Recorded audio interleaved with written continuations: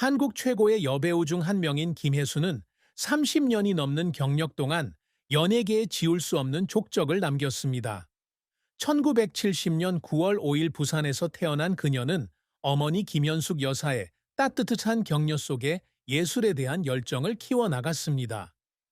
1985년 네슬레 밀로 광고에 출연했던 어린 소녀 김혜수는 순수하고 젊은 여성부터 매혹적인 판무파탈까지 다양한 배역을 소화하며 강인함과 독립심, 그리고 재능의 아이콘으로 성장했습니다. 하지만 무대와 스크린의 화려한 조명 이면에는 깊은 슬픔이 드리워져 있었습니다. 한때 드물게 함께했던 가장 큰 슬픔은 대중과 자신의 끊임없는 기대에 부응해야 한다는 후회와 압박감이었습니다. 어린 시절부터 스타로 활약했던 그녀는 외모, 연기, 심지어 사생활까지 혹독한 비판에 직면하며 자신이 과연 대중의 사랑을 받을 자격이 있는지 의문을 품게 되었습니다. 이러한 슬픔은 그녀가 16살이라는 어린 나이에 연예계에 입문했던 경력 초기부터 시작되었습니다. 1986년 데뷔작으로 백상예술대상 신인상을 수상했지만 베테랑 배우들과 비교되는 부담감에 시달렸습니다. 어른 역할을 하기엔 너무 어리다, 깊이가 없다 등의 평가는 그녀를 자기 회의에 빠지게 했습니다. 밤마다 방에 앉아 대본을 다시 읽으며 자신이 계속할 재능이 있는지 고민하며 울기도 했습니다. 2013년 성균관대 석사 논문 표절 논란은 그녀의 고통을 더욱 가중시켰습니다. 이 사건은 그녀에게 대중의 비난을 불러일으켰을 뿐만 아니라 항상 열심히 공부하는 것을 자랑스러워했던 그녀의 자존감에도 큰 타격을 주었습니다. 그녀는 공개적으로 사과하고 석사 학위 포기 의사를 밝혔지만 여전히 실패자처럼 느껴졌습니다. 마치 어린 시절부터 어머니 김연숙 선생님께서 가르쳐 주신 가치관을 저버린 것처럼 말입니다. 김혜수의 커리어는 눈부신 성공과 고통스러운 실패가 뒤섞인 감동적인 여정이었습니다. 그녀는 1985년 네슬레 밀로 광고와 조용필 뮤직비디오에 출연하며 모델로 데뷔했고 1986년 영화 감보의 주연으로 공식 데뷔했습니다. 이 작품으로 첫 상을 수상하며 떠오르는 스타로서의 가능성을 확인했습니다. 1980년대와 1990년대에는 학생들 사이에서 큰 인기를 얻으며 연필보드 스타라는 별명을 얻으며 한국 최고의 10대 스타 중 한 명으로 자리매김했습니다. 1987년 영화 3호곡, 1988년 영화 선심이, 1991년 영화 잃어버린 사랑을 통해 그녀는 안방극장에서 자신의 입지를 굳건히 했습니다. 1993년 영화 첫사랑에서 그녀의 영희는 상업적으로 성공하지 못했지만 이 작품으로 청룡 영화상 여우주연상을 수상하며 23세라는 나이에 최연소 수상 기록을 세웠습니다. 2000년대는 그녀가 영화계로 전향하여 청순한 10대 소녀에서 매혹적인 판무파탈로 이미지를 탈바꿈시킨 전환점이었습니다. 2006년 영화 타짜, 더 하이롤러즈에서 정마담 역을 맡은 것은 청룡 영화상 여우주연상을 수상했을 뿐만 아니라 그녀를 한국 영화계의 A급 배우 반열에 올려놓는 중요한 이정표였습니다. 684만 명의 관객을 동원한 이 영화는 그녀의 경력에서 가장 성공적인 영화 중 하나가 되었습니다.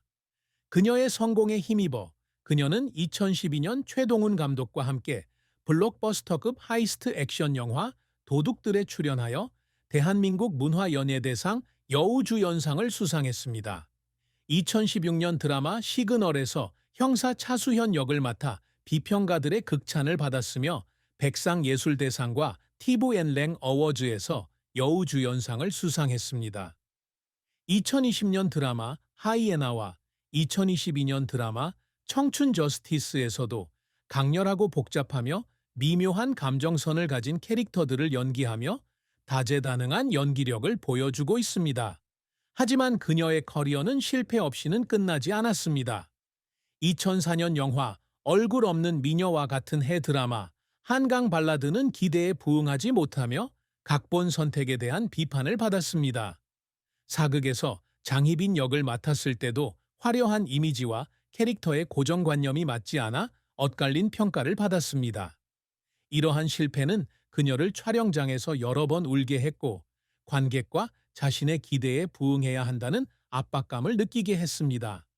한 번은 온라인에서 악플을 보고 밤새도록 자신의 장면을 검토하며 부족한 부분을 찾아 개선하려 애썼습니다. 이러한 노력은 고통스러웠지만 그녀를 성숙하게 만들어 재능뿐 아니라 강한 의지를 가진 배우로 성장시켰습니다.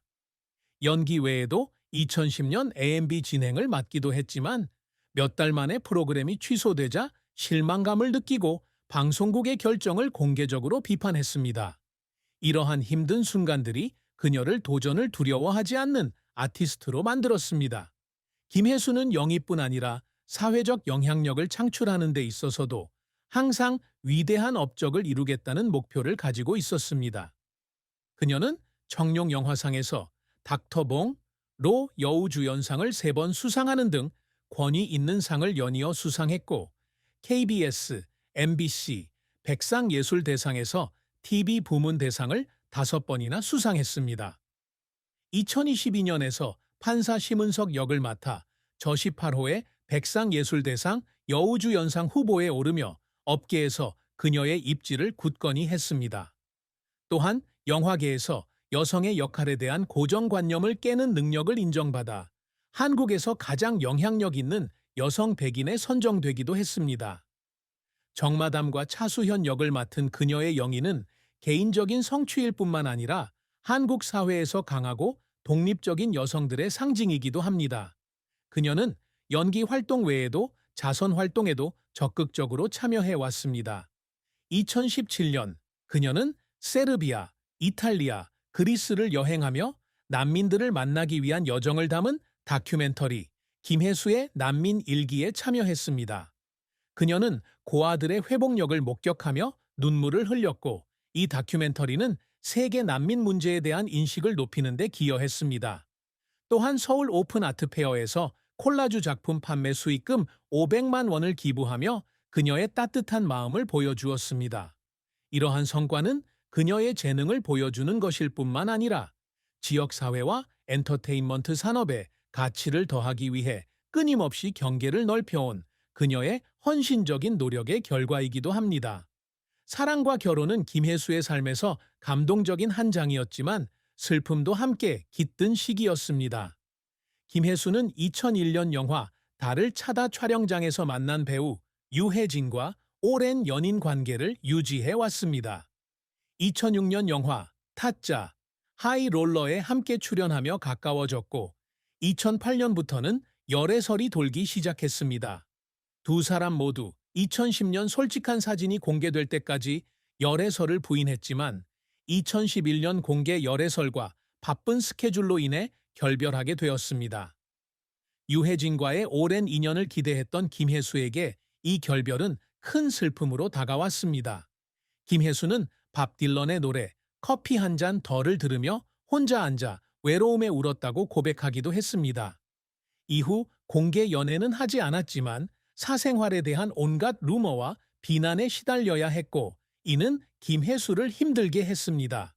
김혜수는 결혼한 적은 없지만 늘 가정을 꾸리고 싶다는 바람을 표현해 왔습니다. 하지만 배우로서의 삶과 관객에 대한 책임감 때문에 개인적인 꿈을 포기해야 했다고 고백하기도 했습니다.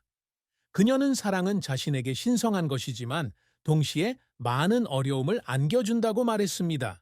사생활과 일 사이에서 균형을 찾는 것이 어렵기 때문입니다.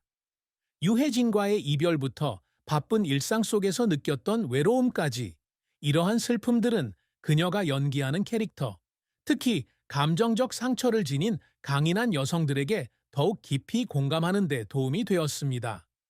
그녀의 말없는 눈물은 드라마 소년법정에서 심은석 판사 역을 맡는 등 그녀가 맡은 배역에 대한 영감이 되었고 그녀는 이 작품에서 감정적이고 현실적인 연기를 선보였습니다. 가상의 시나리오에서 김혜수의 비극적인 죽음은 2025년 4월 10일 촬영이 끝난 후 서울에서 교통사고를 당하면서 발생했습니다. 그녀의 부고는 빠르게 퍼져 한국은 물론 국제사회에 큰 충격을 안겼습니다. 가장 사랑받는 여배우 중 한 명이었던 그녀의 죽음은 연예계에 큰 공백을 남겼습니다. 그녀의 장례식은 2025년 4월 15일 서울 삼성병원 장례식장에서 수백 명의 동료, 친구, 팬들이 참석한 가운데 치러졌습니다. 한석규, 이재훈, 김고은 등 그녀와 함께 작업했던 배우들이 조문했습니다. 대형 스크린에는 영화 타짜의 정사원부터 소년법정의 심은석 판사까지 그녀의 인생에서 잊지 못할 순간들이 펼쳐졌고, 그녀가 가장 좋아하는 노래인 커피 한 잔 더가 배경음악으로 흘러나왔습니다. 팬들은 장례식장 밖에 줄을 서서 흰 국화와 조문 편지를 들고 있었습니다. 어떤 이들은 그녀가 강렬한 배역과 자선 활동으로 자신들에게 얼마나 큰 영감을 주었는지 떠올리며 눈물을 흘렸습니다. 최동훈과 이정은 같은 동료들은 젊은 배우들과 스태프들을 항상 기꺼이 도왔던 그녀의 헌신적인 촬영 현장에 대해 이야기했습니다. 그녀의 유해는 고향인 부산 외곽의 한 묘지로 옮겨져 어린 시절의 추억에 둘러싸여 안장되었습니다. 스크린에 여왕 김혜수, 영원히 우리 마음속에라는 글이 새겨진 비석이 세워졌습니다. 그녀의 죽음은 유족뿐 아니라 그녀의 배역에 용기를 얻은 수백만 명의 시청자들에게도 큰 상실입니다. 김혜수의 어머니 김현숙 씨는 딸이 겪었을 슬픔을 잠시나마 상상하며 이야기했습니다. 그녀는 혜수가 어렸을 때부터 모든 사람을 기쁘게 하려고 애쓰는 예민한 소녀였다고 말했습니다. 2013년 석사 논문 표절 파문이 터졌을 때 현숙 씨는 딸이 비난 때문이 아니라 어머니를 실망시켰다는 생각에 자주 우는 모습을 보았습니다. 혜수가 옆에 앉아 손을 잡고 엄마를 자랑스럽게 해드리고 싶다고 말하던 밤들을 떠올렸습니다. 유해진과의 이별 후 딸이 점점 더 내성적이고 사랑에 대한 이야기는 줄이고 일에만 집중하는 모습을 보며 혜수가 겪었던 고통에 대해서도 이야기했습니다.